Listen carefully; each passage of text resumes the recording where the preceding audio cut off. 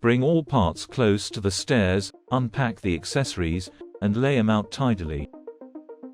If you are mounting on pillars, now unpack the pillars for the first rail section and place them on the steps according to the drawing. Only place as many as necessary so that the first rail section is stable. Take the necessary height of the first rail section from the construction drawing and mark the measurement of the lower edge of the bracket on the pillar. Unpack the first rail section. When mounting on pillars with adjustment slots, mount the screws and threaded blocks now.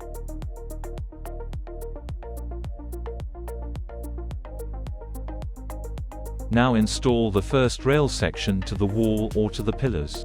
Place the rail according to the measurements on the plan and align it in all directions using a spirit level. Place more pillars and install the next rail section. When mounting on pillars with adjustment slots, install the screws and threaded blocks in advance again.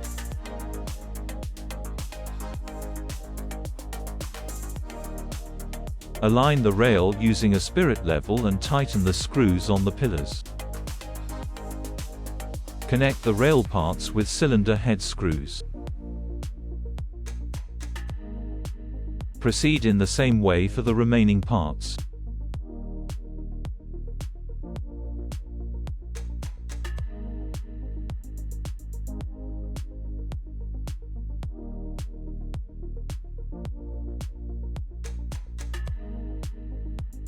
Check the dimensional accuracy of the entire rail again and move it if necessary.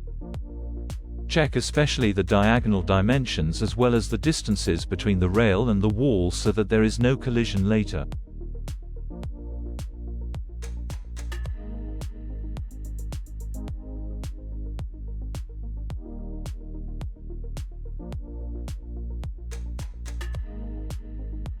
Fix some pillars or brackets to the wall or steps. This will ensure that the unit stays in position and is sufficiently stable for the next steps. Unpack the drive unit at the upper stop. Then remove the plastic cover, the mains filter, the cover of the drive wheel and the front metal cover including the fan.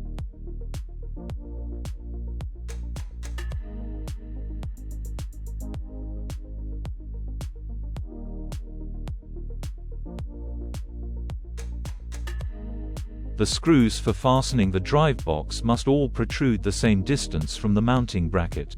Caution: if you do not observe the length of the screws, it may result in the breakage of the main bearings. Now attach the drive box to the mounting bracket.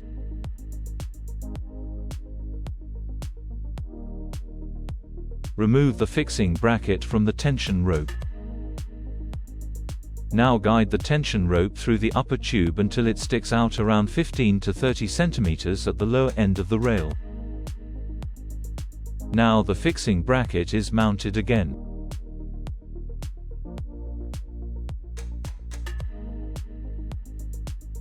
Pull the tension rope back again until the fixing bracket is at least 810 mm above the exit level.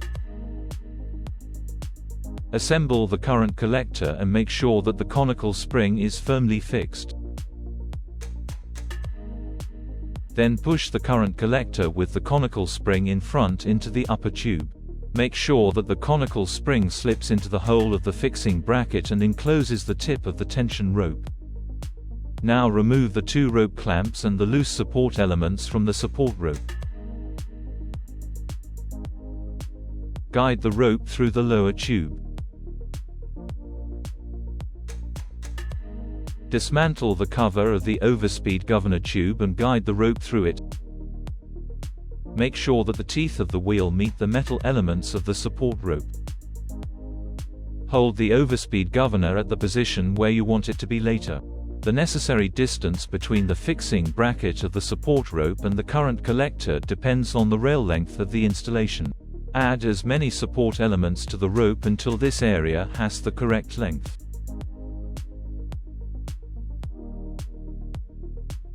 You can then fix the overspeed governor with all the screws. Before the platform can be hung in, the drive box must be completed. To do this, reinstall the cover, the mains filter and the front metal cover including the fan.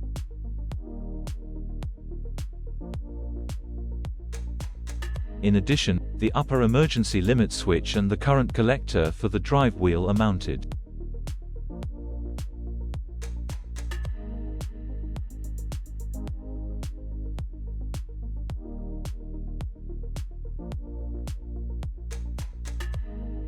Unpack the platform and remove the conical rollers from the lower carriage and the two roller levers of the limit switches.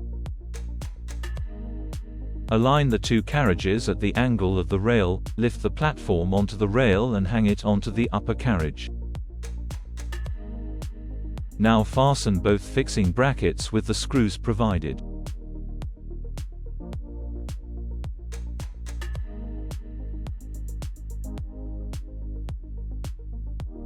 Reinstall the conical rollers of the lower carriage and the roller levers of the limit switches.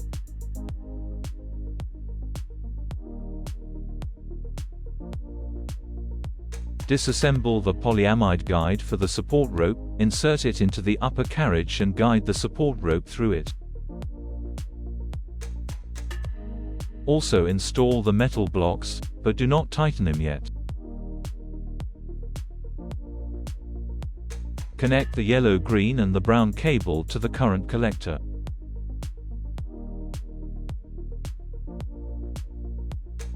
Check that the bolts of the metal blocks are loose and thread the rope through the rope tensioner.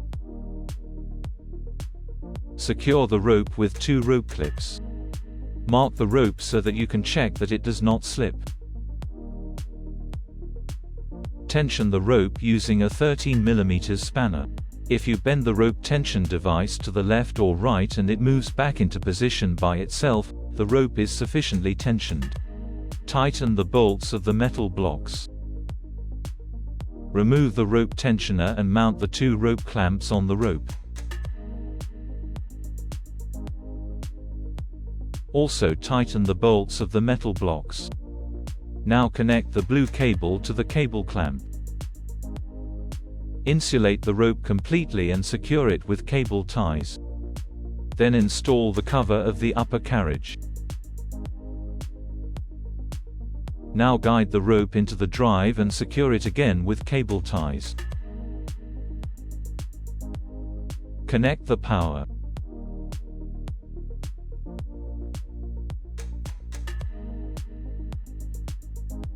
Open the platform and unpack the ramps.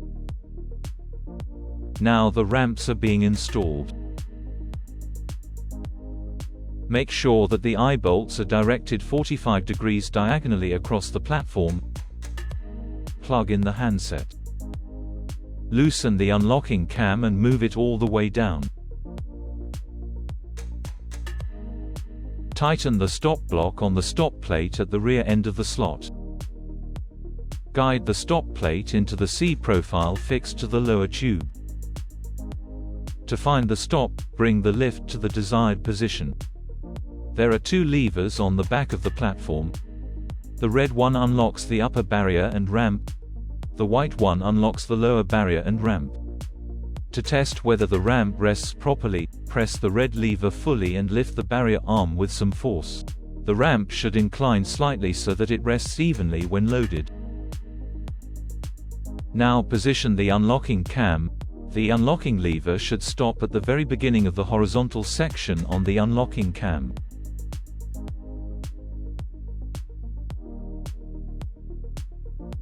Now adjust the pins on the stop plate so that they activate the lever fully. Make sure that the adjustment is made so that the tip of the lever does not hit the pin. Loosen the unlocking cam and move it all the way up. Tighten the stop block on the stop plate at the rear end of the slot. Guide the stop plate into the C profile fixed to the lower tube. Bring the lift to the desired position and open the upper barrier arm and the ramp. Check that the ramp inclines slightly. Now position the unlocking cam. The unlocking lever should stop at the very beginning of the horizontal section on the unlocking cam.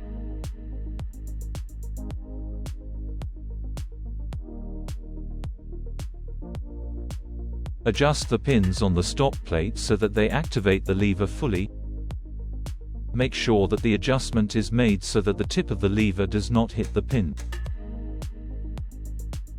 If the lift can pass through perfectly, fasten the entire installation and put the screw covers on it.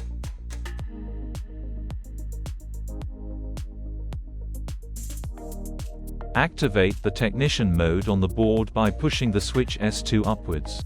To start the teach-in drive for the different driving speeds, no error must be present. Bring the lift to the lower landing.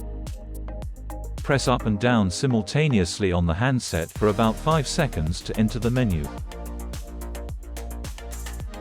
Navigate to the menu item, Teach-in Start, and confirm it. Start the drive. Stop the lift about 20 to 30 centimeters before stops, curves or vertical bends to adjust the speed. Press the alarm button to change the speed. If the lift was moving slowly before, it will move fast after pressing the alarm button and vice versa. The lift should be programmed to travel slowly through curves, vertical kinks and near stops. If the distance between the stop and the following curve is very short, we recommend maintaining the slow speed. The last point at the upper stop must be confirmed with the alarm button. Finally, navigate to the menu item, Teach-in Stop, confirm this and thus complete the teach-in drive. Return switch S2 to the user mode position. Grease the drive wheel, install the 2 emergency end buffers on the platform and set up the emergency limit switches accordingly. Finally, all the covers are installed. Test drive the unit a few times with maximum load. Now the Omega is installed. Lehner wishes you much success with the installation.